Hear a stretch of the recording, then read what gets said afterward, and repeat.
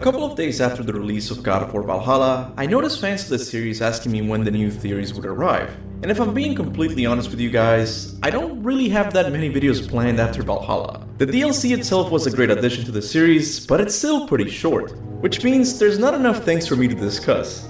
That was something I said a couple of weeks ago, and for a while I thought that statement would stay true. However, a couple of weeks ago, Mihir dropped this little tweet seemingly teasing something about a mysterious collector. I tried to get an answer for him, but I had no luck. Which means it's time to go down the rabbit hole of theorizing. At least one more time. So, hey, how's it going guys? Captain Kuba here. If you're new to the channel, I cover, well, who the hell knows anymore.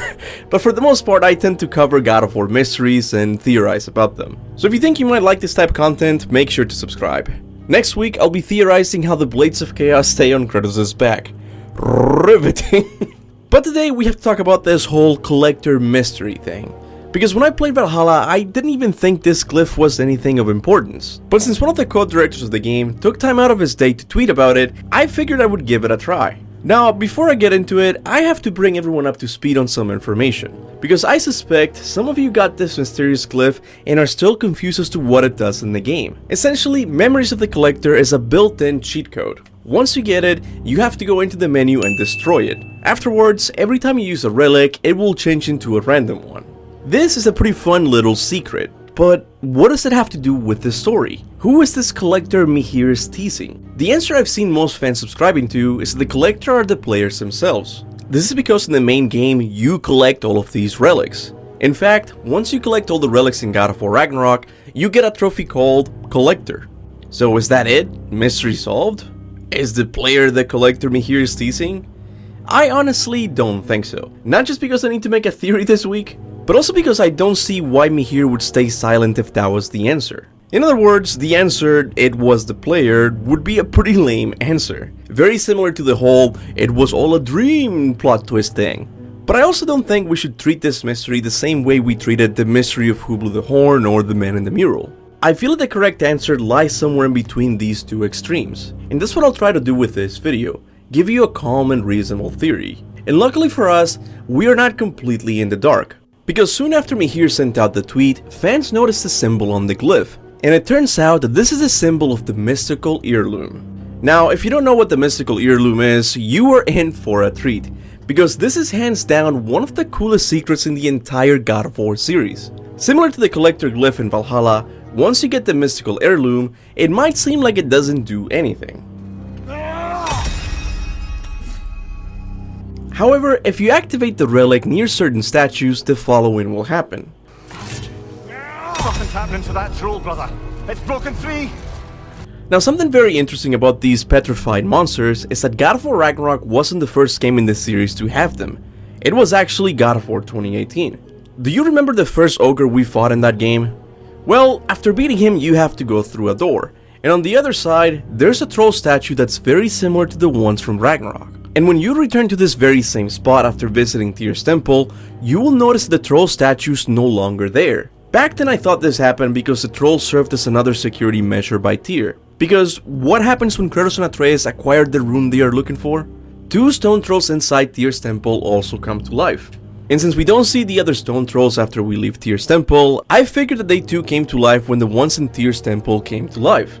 But now, I'm not so sure that's what happened. Maybe before Ragnarok came out, this was the best theory. But now with Ragnarok, it seems like the reason these trolls came to life is because someone activated the mystical heirloom. Because why would there be two methods to free these stone trolls? It's not impossible, but at the very least it's redundant. It's like saying the gauntlet of Zeus was used to imprison all the titans. But if he wanted to, he could have also imprisoned them with a spell. The moment you introduce another method, these items lose their mythological value.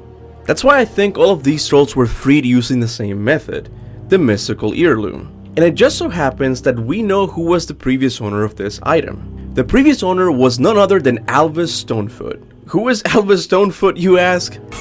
Mimir, the large dwarf statue we saw, who does it depict? Alvis Stonefoot, warden of Svartalfheim.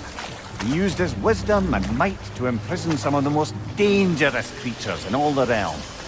Aside from the small mention by Mimir, not much else is known about Alvis Stonefoot. But we do know one thing for sure. At some point in his life, he owned the magic heirloom. In the location where you find the heirloom, you can also find a dead dwarf with a receipt that details the exchange of goods between Alvis Stonefoot and a dwarf named Ingolf Joni. Ingolf gave the magical heirloom to Alvis in exchange for part of his forge, 79 pieces of hack silver, and a wheel of cheese. I find this funny because I suspect Ingolf didn't know what the heirloom did, very similar to us when we first got it. Alvis, on the other hand, most likely knew that he could use the mystical heirloom to imprison monsters as well as free them, which would make him a what? A collector of sorts. Now, why his memories would be in Valhalla is a little more interesting, because from what Mimir says about Alvis, it's not clear whether he's still alive. In fact, while talking about the state of Svartalheim in a post-Ragnarok world, Signum says that many dwarves are looking to Durlin and other members of the failed rebellion that were outcast by Odin. And even though we don't know when the rebellion took place, we do know it was a long time ago. Which means Durling and the rest of the rebellion members have been alive for a very long time. So it's very possible that Alvis is one of those who survived as well. However, context clues in the game say otherwise. For one thing, there's a dead dwarf who I'm guessing is the last person to have the mystic heirloom. Who is he? It can't be Ingolf because why would Alvis kill him? Based on what Mimir says about him, Alvis was regarded as a hero by his people, so he's not someone to kill his own kind, especially over a wheel of cheese. Also, why would Alvis leave the heirloom behind? That doesn't make any sense. It also doesn't make any sense to say this dwarf was Alvis himself. For one thing, he doesn't look like the mighty warrior Mimir describes him as. Also, when we find him, Mimir doesn't go like, "Laddie, the mighty Alvis Stonefoot." I can't do a Mimir voice, but you get my point. He doesn't recognize him, it's just a regular dwarf. So, who is this dead dwarf? Most likely this dwarf was a grave robber, and the grave he robbed was none other than Alvis Stonefoot's, which is why he has the mystical heirloom. This dwarf was most likely the person who used the heirloom during the events of God of War 2018, and then when Fimbulwinter arrived, he simply froze to death. Another reason why I think Alvis Stonefoot is dead is because of the giant statue built in his honor. And we've already established that dwarves can live for a very long time, unless they get stabbed, of course. And since Alvis was a great warrior who captured mighty monsters, we can be certain he most likely died fighting one of those said monsters, which would give him a Nordic honorable death, and naturally send him to Valhalla, the place where we find all of his memories. The connection between the relics and Alvis is that these relics were probably used by him to capture monsters, with the exception of a couple of relics he didn't have access to, of course. So there you have it, guys. I think the collector is Alvis Stonefoot. This is an answer that, like I said at the beginning of the video, isn't as boring as saying it was the player all along. But it also isn't as important as the mystery of who blew the horn. It sits comfortably in the middle, in my opinion, because I doubt very much that this piece of information will ever return in the future. It was just a nice little nod to a character that briefly got mentioned in Ragnarok. But definitely let me know if you think the collector is someone else. I would love to hear the community's theories on this thing. And me here, if you're watching this, the least you can do is tell me if I'm wrong. Have some decency, man. Now, if you guys are still itching for more theories, I suggest you check out the one I did about the vortex scene in Valhalla. Could that be important to the future of the series? I don't know.